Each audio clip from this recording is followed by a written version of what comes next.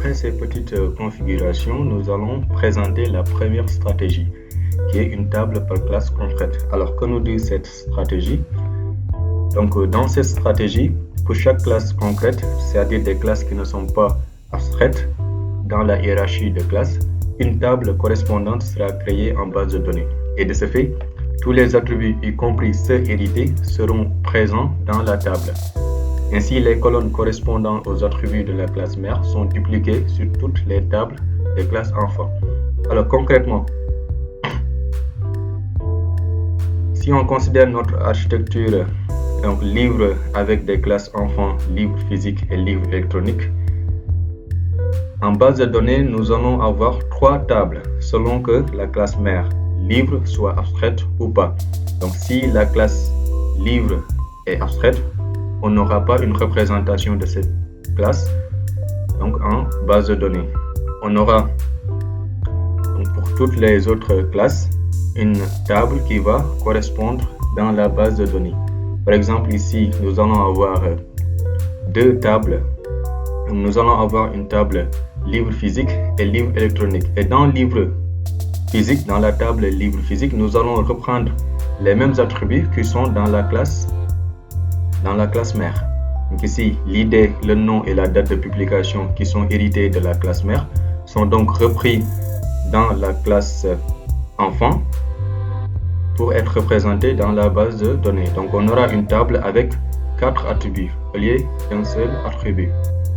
La même chose aussi pour la classe enfant livre électronique. On aura l'id qui est repris, le nom et la date de publication qui est repris avant de mapper donc la propriété unique de livre électronique. Alors tout cela en termes de code, nous allons avoir donc 3 classes que nous allons coder. Alors je retourne sur IntelliJ, je vais créer les classes, donc les classes livre.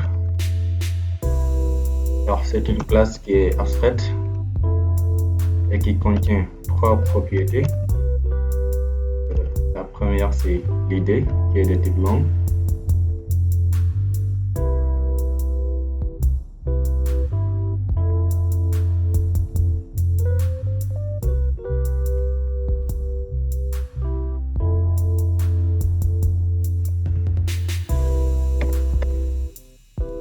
Donc j'importe ici la date de Java Utils et je génère les getters, les setters et 2 constructeurs.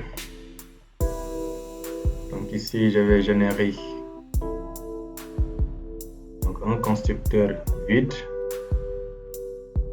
et ensuite un constructeur avec les paramètres. Alors l'id on n'en a pas besoin.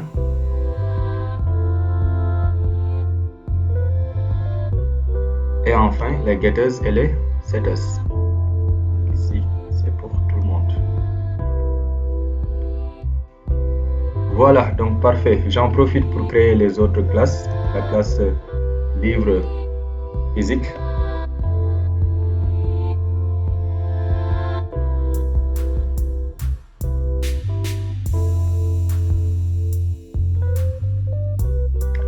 Alors, dans livre physique, qui va hériter de livre ici et qui a un seul attribut.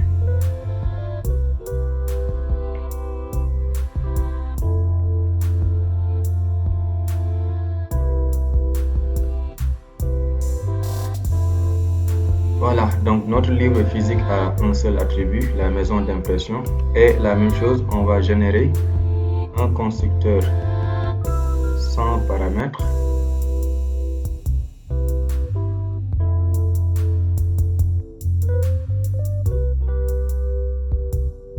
donc là c'est un constructeur sans paramètres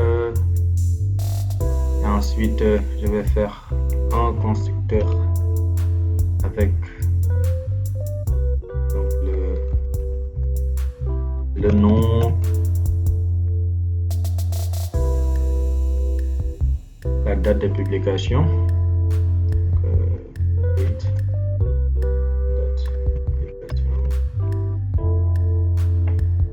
j'importe la date,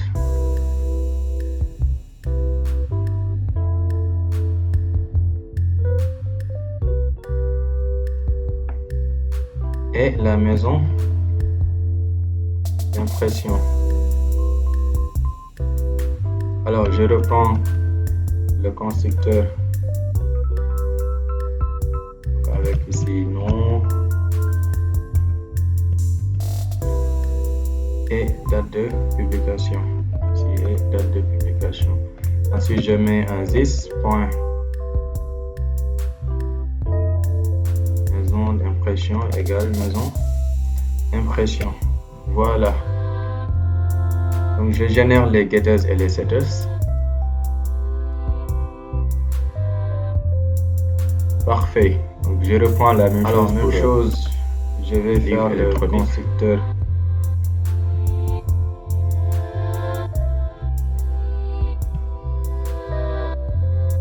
Ici qui va hériter de livre. Et qui va avoir comme attribut le format. Alors, je génère un constructeur par défaut.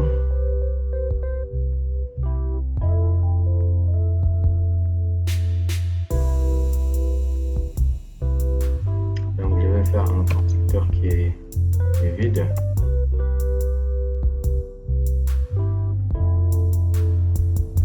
Et un constructeur avec paramètres. Donc, je reprends ici les paramètres nom, ensuite date de publication et format. Type date, date de publication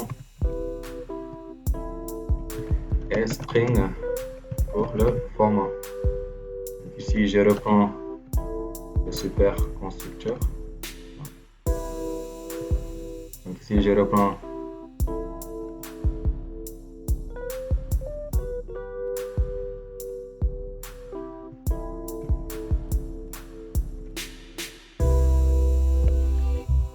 voilà, parfait. Maintenant, nous avons nos trois classes nues et nous allons voir comment effectuer les annotations JPA.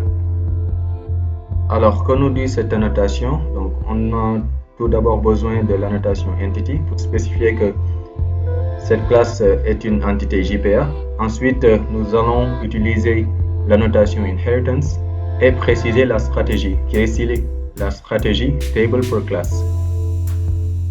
Alors, pour l'idée, on peut utiliser generated value, donc une génération de type séquence. Alors, la grande chose qu'il faut noter ici, c'est qu'on ne peut pas utiliser une génération de type auto ou bien identity. Pourquoi? Parce qu'en fait, identity a une portée de type classe.